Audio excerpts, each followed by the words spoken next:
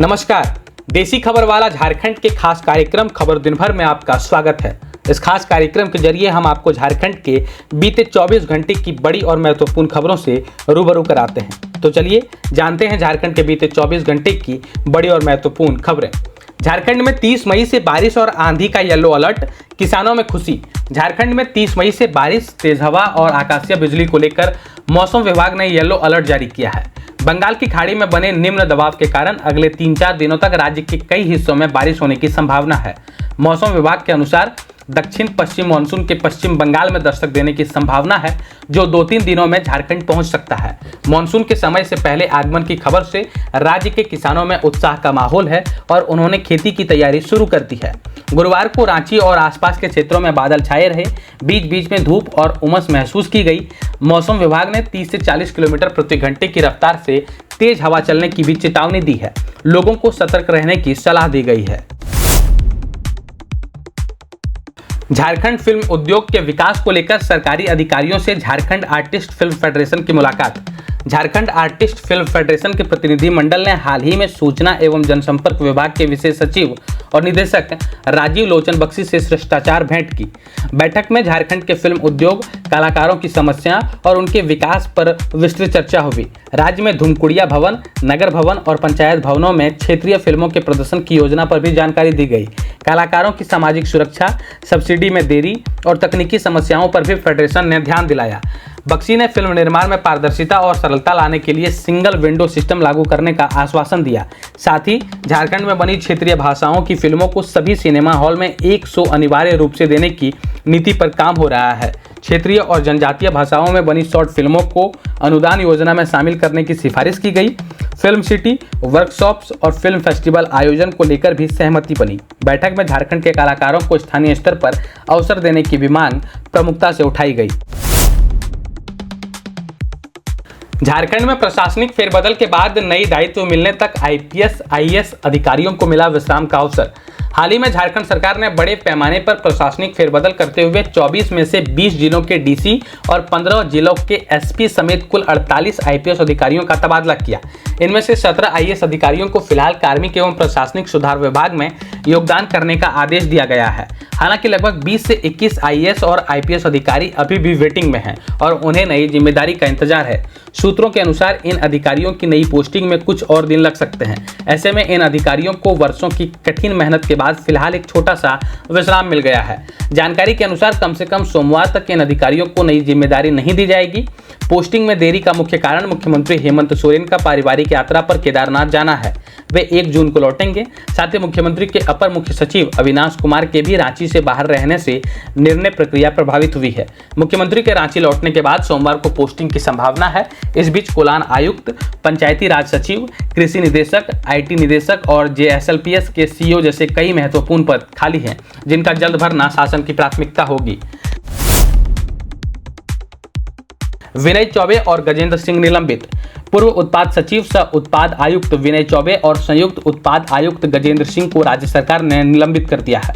यह निलंबन 20 मई से प्रभावी किया गया है, जिस दिन दोनों अधिकारियों को गिरफ्तार किया गया था।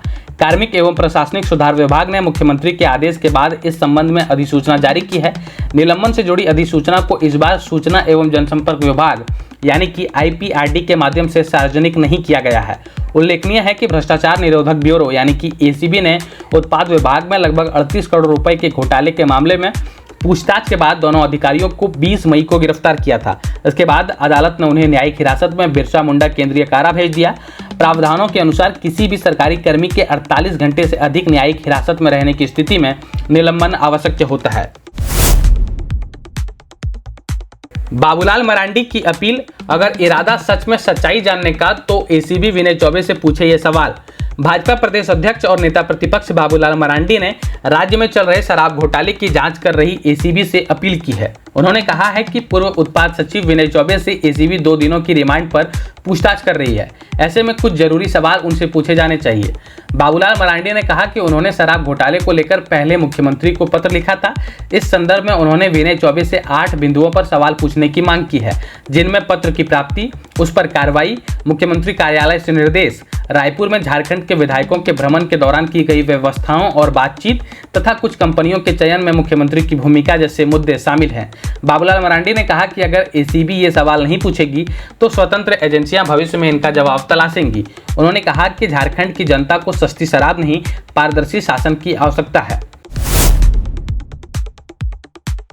तीर्थ यात्रा पर मुख्यमंत्री हेमंत सोरेन केदारनाथ में करेंगे पूजा अर्चना।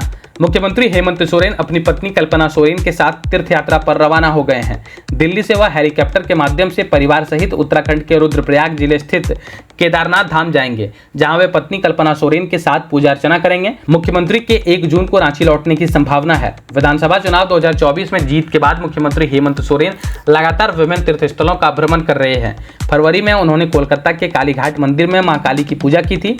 इससे पहले दिसंबर 2024 में उन्होंने उज्जैन के बाबा महाकाल मंदिर और तिरुपति बालाजी मंदिर में भी पूजा अर्चना की थी। इसके अतिरिक्त मुख्यमंत्री बाबा बैद्यनाथ धाम, मरांगबुरु और मनीटोला स्थित मां काली मंदिर समेत कई धार्मिक स्थलों पर भी दर्शन कर चुके हैं।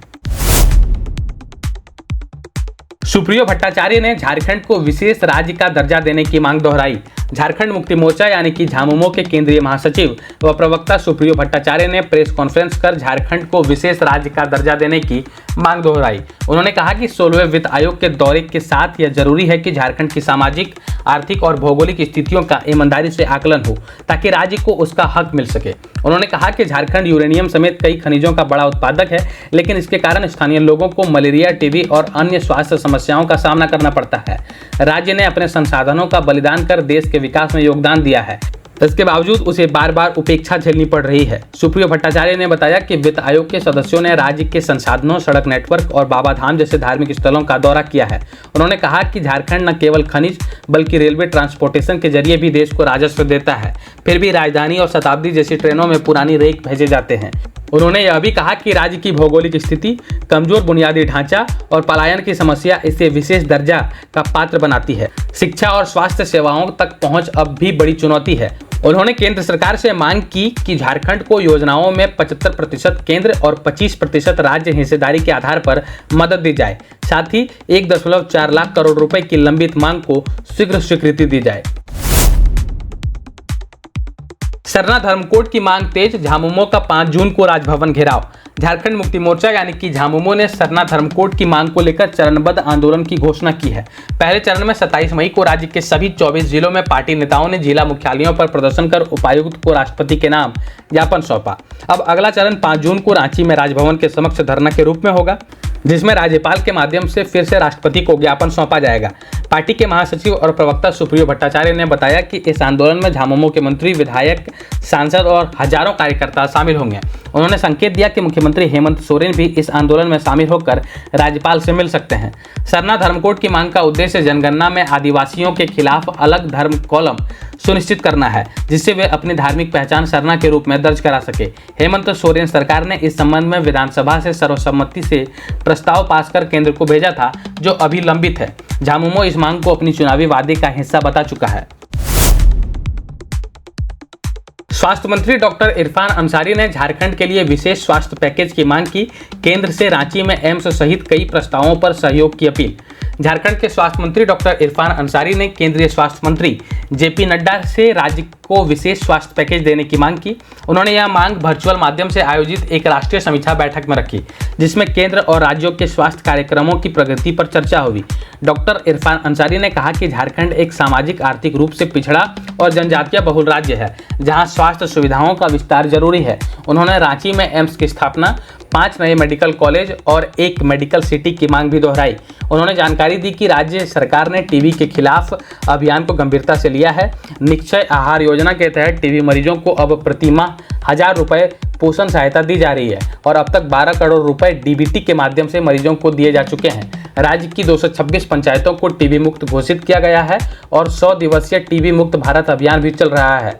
खसरा रुबेला टीकाकरण अभियान के तहत 2023 में 9 उच्च जोखिम जिले में 45 लाख बच्चों को टीकाकरण किया गया। वित्त वर्ष 2024-25 में MR1 और MR2 टीके क्रमशः 8.41 लाख MR1 और 7.83 लाख MR2 टीके लाखों बच्चों को दिए गए हैं। इस कार्य को लेकर व्यापक जन जागरूकता अभियान भी चलाया जा रहा है। डॉक्टर इरफान अंसारी ने यह भी बताया कि राज्य के 1170 पंचायतों में सामुदायिक स्वास्थ्य केंद्र यानी कि CSC के निर्माण की मंजूरी मिल चुकी है और दूर दराज के क्षेत्रों में स्वास्थ्य सेवाएं पहुंचाने के लिए विभाग तेजी से काम कर रहा है।